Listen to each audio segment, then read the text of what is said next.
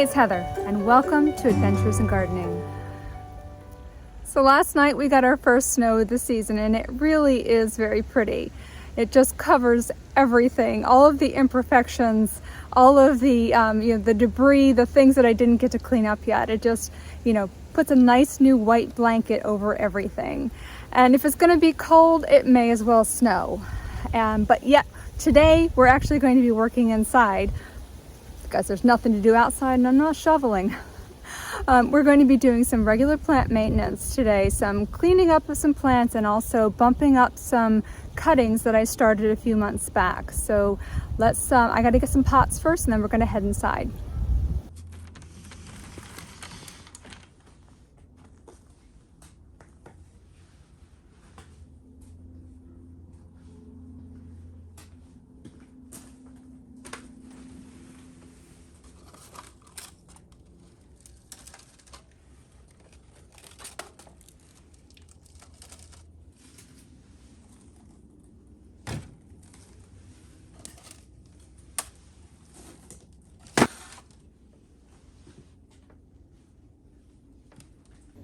I definitely have a mixed bag of things that we're going to be doing today, but it just happens that these are the things that need my attention right now. So I'm going to be replanting some cuttings and making new cuttings. But before we do any of that, I wanted to show you my clivia plant. Clivias are house plants, and they tend to be a bit higher of a price point, but if you can get your hands on one, they are very low maintenance. So I leave it outside in the spring, summer, and fall in a shady location. And when the nighttime temperatures start to get cooler in the fall, I watch them very carefully because I don't want any damage to it. And so when they start to drop to about 38 degrees, I will go ahead and bring it in. But I think that the shortened days and the cool temperatures actually promote this bloom. Because as soon as it comes inside, I do not water it. I do not water it at all until this spike starts to show up. And then I start to water it regular. You can see that the roots are very tuberous roots, and they are on the surface here. And it is a long blooming plant. This has been in bloom for as soon as it came in. So that would have been October. I took it in October, and it's been blooming since then. And the great thing about it is this part right here has a bud deep down inside. So I'm going to have blooms for a long time. So this is a great house plant if you can ever find one. It also comes in yellow, tends to be a little bit more than the orange ones. So if you've watched any of my videos at all, you know that I love coleus. I think coleus are fantastic plants, and I overwinter my cuttings. I take cuttings in September and I overwinter them, and I just keep the cycle going. I keep them on my windowsill here, and you can see right here there are some coleus. I have 4 of those planters in 4 windows, and we're going to be cleaning those up in a minute. But this is one that I had planted, and in my mad rush when the nighttime temperatures were too cold, I just took the whole planter in. I thought, well, I'm going to enjoy it a while longer. Coleus make excellent house plants, excellent housemates, as well as very, very colorful containers outside. You can put them in shade. You can even put them in sun, although you will have a less color in the sun. But I put them in both places. So this is a container that I'm just gonna leave it. I don't need any of these plants, so I'm gonna put this to the side. What are we doing first? All right, so here are my little window boxes that fit perfectly on my windowsills. And I put them in storage in the summer months, and I keep the windowsills completely clear. These are just for the coleus because I just keep them from year to year, and I enjoy them as houseplants. I really do. I think that they're beautiful. They're very colorful. I usually have them a lot fuller, and today we're going to make them a little bit more full. So regular maintenance, I will go through, and there is a flower bud right there. We are going to pinch that off because they are messy inside. Yeah, so they have blue flowers, and this one has blue flowers at least, and the petals will drop and they'll stain the windowsill. So I'm just gonna kind of go through each one and look for, you know, I'm looking for critters too. I want to make sure that there's nothing on them. And I'm not actually going to, cut any of these because I don't think that they're too tall. But I just like to keep them clean. Here's one of the plectranthus. So we're going to pull the plectranthus out and put them someplace else.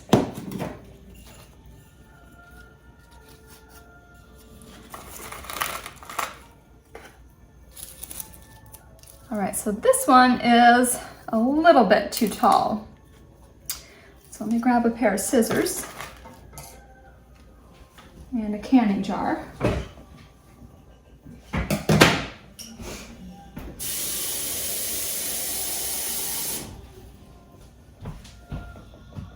So in this glass jar here, anything that we cut off today, I'm going to put it in it, and we're gonna start even more new cuttings. So I'm going to trim this one right about here. And then I'm going to remove these lower leaves and stick it in here. And that's going to help these not topple over. Because these are tiny little pots. I have tiny little pots in here, and although there are stone that I kind of wiggle them into, they get a little top heavy. So, but most of them look really good. But any leaves that are in the pots, I'm going to remove those so I don't have any bad critters. And drop in stone. Yeah, these look really good. Now, when they are in these tiny pots, they do not branch out. I don't get a lot of branching on them. This one looks good. There's another plectranthus we'll move over. These look good.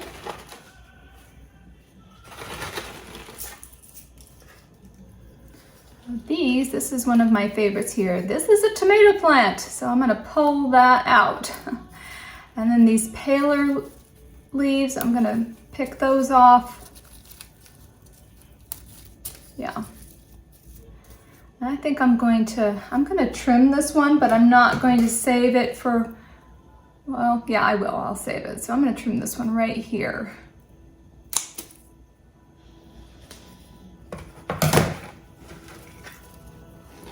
So I'll take these off and then put it in my jar.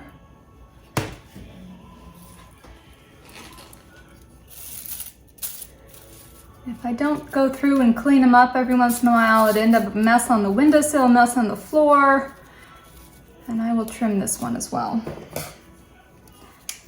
And when I trim them, I'm going to trim them right above. See this branching here? Right here.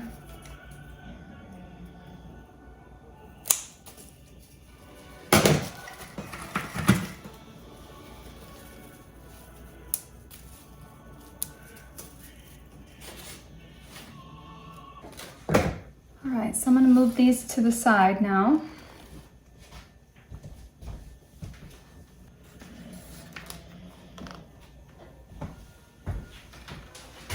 So I'm not taking cuttings because I need more plants. I'm taking cuttings to make sure that I end up with plants at the end of this winter. So these were cuttings taken a little bit on the late side.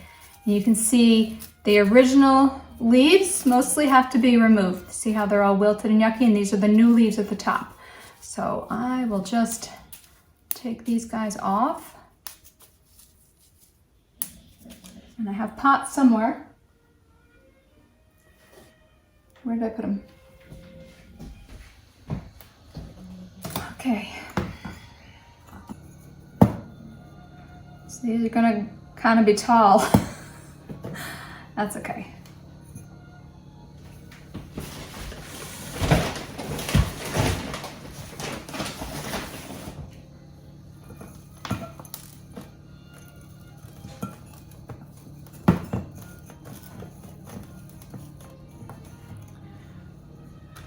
Stick them in here.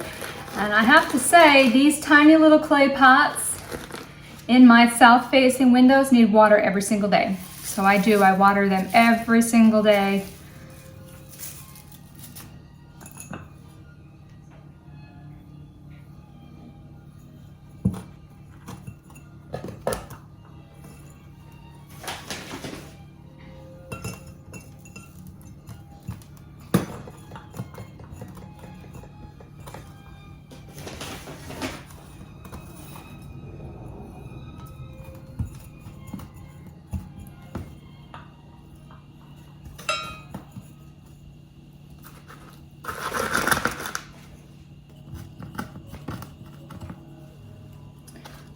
Alright, so that is the last new rooted cutting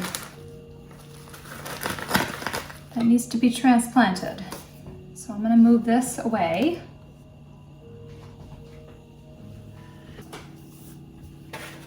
Alright, so the next thing I'm going to do, alright, so I have two of these containers here. One is going to be for the plectranthus and the other is going to be for this sweet potato. Okay, this is the sweet potato from it is cuttings from the actual plant, the actual food producing sweet potato.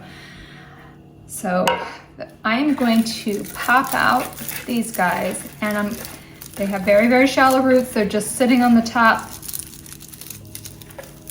And I'm going to be putting them with the rest of the collection in the sunroom, because they have been in the kitchen for a really long time and it's time for a little bit of a change.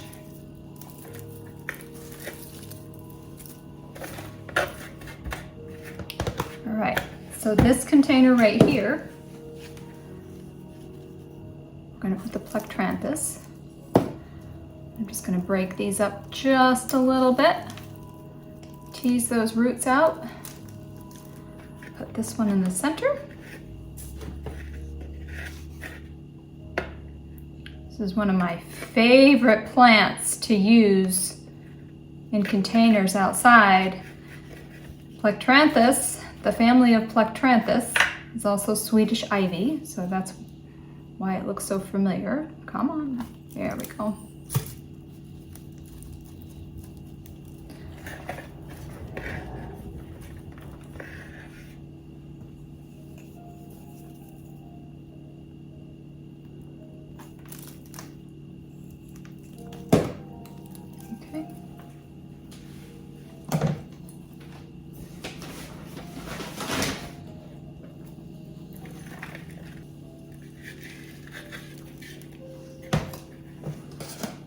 I think I'm going to take out the center on this one.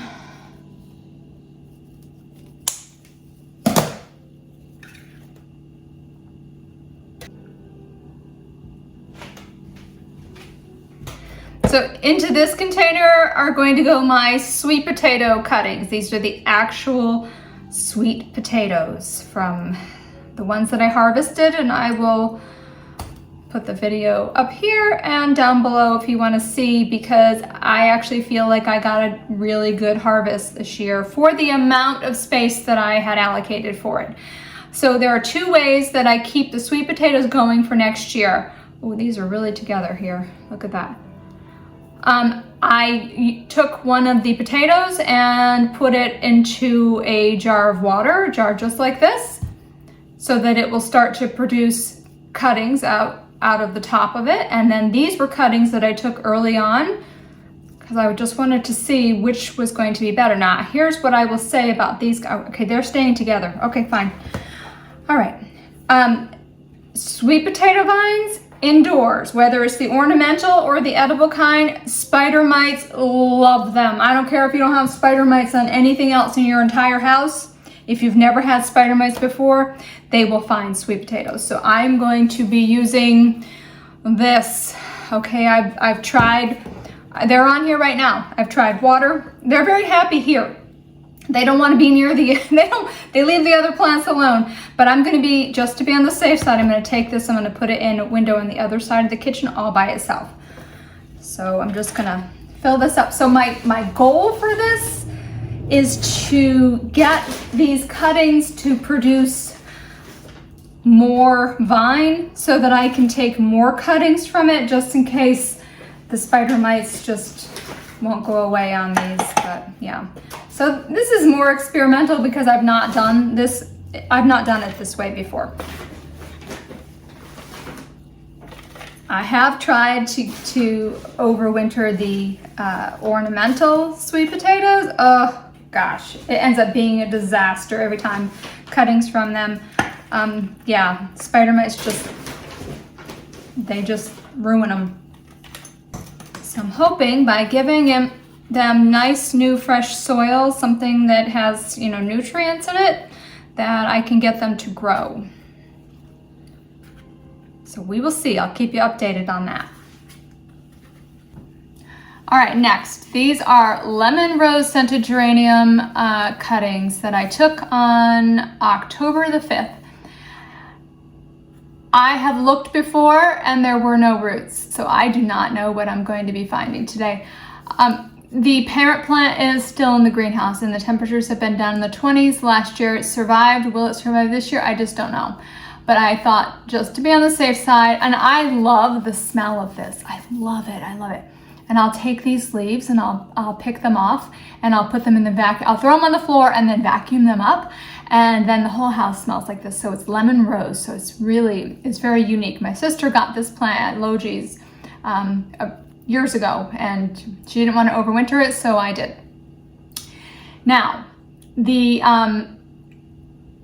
so this is going to be a surprise on what I find inside for roots. So I'm hoping, I think these have roots because they wilted when they got dry and then they perked back up. So that would mean roots, right? I took these cuttings and used rooting hormone. So I dipped them in the rooting hormone. So I'm just gonna squeeze, squeeze, squeeze, squeeze, squeeze, and ever so gently. This is not a good sign. Oh, this is a good sign. This is a very good sign. Look at that. We have roots.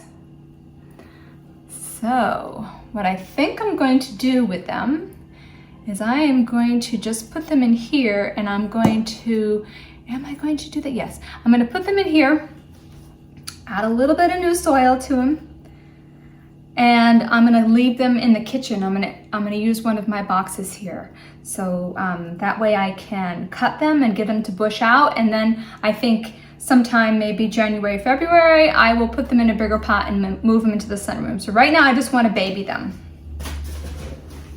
I wish I had slightly bigger pots. Do I? These are slightly bigger. Yeah. Are they? They're a little wider. Yeah, okay.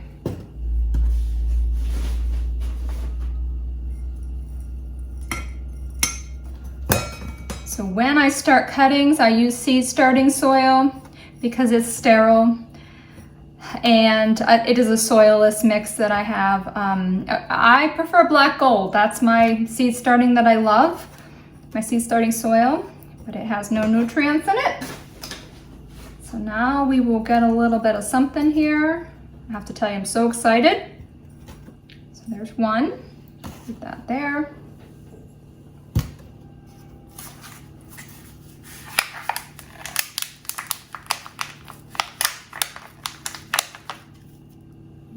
Yipper. Nice. Wow. I'll tell you, last time I checked them, there was nothing. Very excited. So I have 6 perfect cuttings.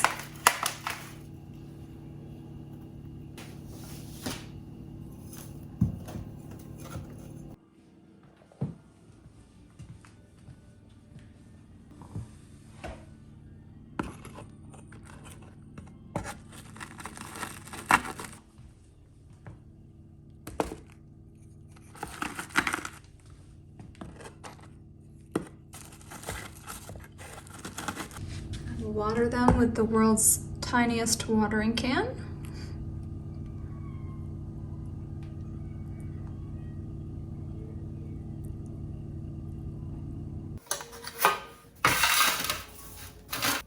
So the next transplant that we're going to do from cuttings that's taken the same day, so October the 5th, are these little abutilons, these little sad looking abutilons. They're sad, but it's because the old foliage looks terrible. If you get really close, you can see all kinds of new growth here. So again, I did pull one of them and there were no roots on it, and that was a while ago. So let me just see what, I got no resistance, no resistance. Oh, there is literal nothing. How is this thing producing new leaves with literal nothing? I don't know.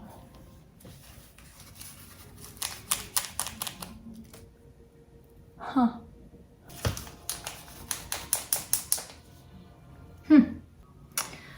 Okay, one of them, I don't know what to say here, but one of them does have a root. Do you see that? It's like the root shot straight down. There's got to be something going on here. I'm going to just put them in regular soil. They were in the seed starting soil. So abutilons are a cold, oh my goodness. Look at this one. Oh my gosh, what a difference. All right, that one, look, this one has basically no leaves on it, but these new ones here, and total roots. Look at all the roots. Oh my gosh. Okay, well, I think I need more clay pots. Nope, I'm not using clay pots. I'm just gonna put them in these pots right here. So abutilons were very popular plants in the Victorian era because they actually don't mind drafty, cold houses. So normally I would keep the abutilons in the sunroom, and I am going to put these in the sunroom as well. And we'll see how they do for spring. I just decided to leave the plant outside. Choices were made this fall, and things that were being taken in and things that were just staying outside, because sometimes things just get too big. And I don't want to transplant them, move them in. I want to start new. So at least I have one, right? We'll see what happens with these other 3 cuttings. I have no idea what's going on. All right.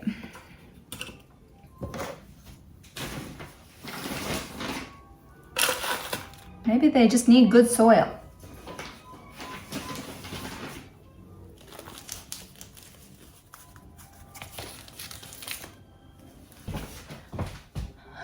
The last thing that we're going to be working on today is these are my little lemon trees that I started from seed this year. I grew a batch, I think it was about 5 years ago, probably the same amount. I have no idea how many's in here, but it looks like quite a few. And I have gifted them to people over the years. You know, people would come, they would see my lemons and oranges, and I'd be like, do you want one? So it's just kind of a fun thing. So they look terrible because I left them out in the cold greenhouse just a little bit longer than they appreciated.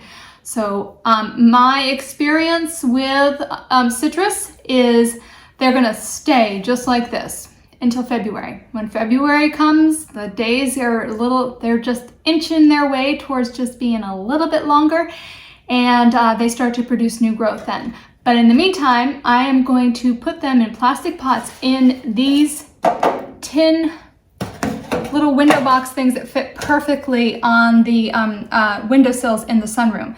So I need something. I'm going to use a spoon to dig them out.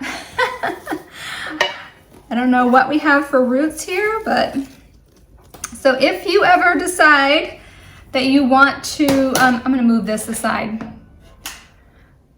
If you want to start your own lemons or oranges or whatever, don't let the seeds dry out. You collect the seeds and then you plant the seeds. So yeah, so you can see, got some good roots, and I'm just gonna plop them in their pots for now, and then we'll fill them with soil.